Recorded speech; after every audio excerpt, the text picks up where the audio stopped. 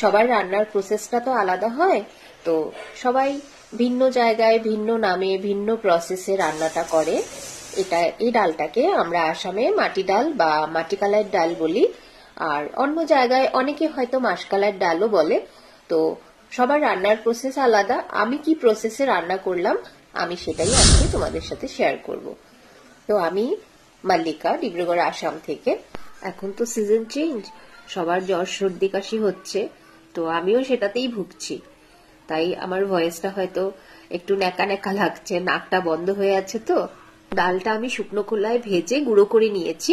আর ডালটা না পুরো ফাইন পাউডার হবে না, একটু আধ ভাঙা টাইপের, একটু সেরকম থাকবে। আর এই ডালটাতে আমি যখন বানাই কিছু মশলা আমি ইউজ করি না, জিরে ধনে আদা রসুন পেঁয়াজ এগুলো কিছু ইউজ করি না। এগুলো দিলে না ডালের যেটা একটা সুন্দর গন্ধ থাকে সেটা চলে যায়।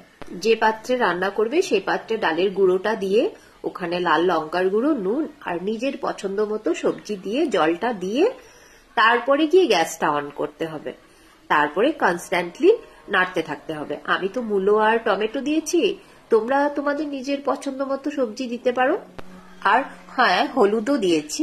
আর তারপর না কনস্ট্যান্টলি নাড়তে নাড়তে যখন ডালটা ফুটে আসবে তখন গ্যাসটা সিম করে দিয়ে ঢেকে দিবে। যতক্ষণ না সবজিগুলো ভালো করে সিদ্ধ হয়ে যায় ততক্ষণ পর্যন্ত ঢাকা দিয়ে সেটাকে রান্না করতে লাগবে।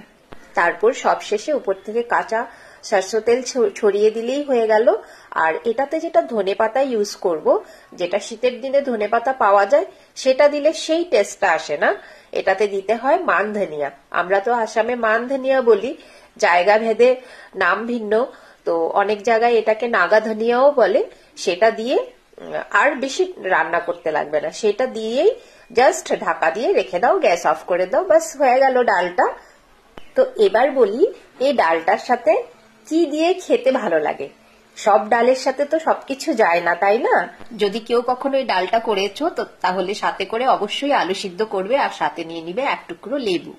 সাথে পাঁপড় ভাজা হয়ে গেলে তো আর কথাই নেই। জলকচু ভাজাটা আমার জন্য করেছি। তাহলে কেমন লাগলো জানিও। ভালো থেকো, সুস্থ থেকো। Thank you.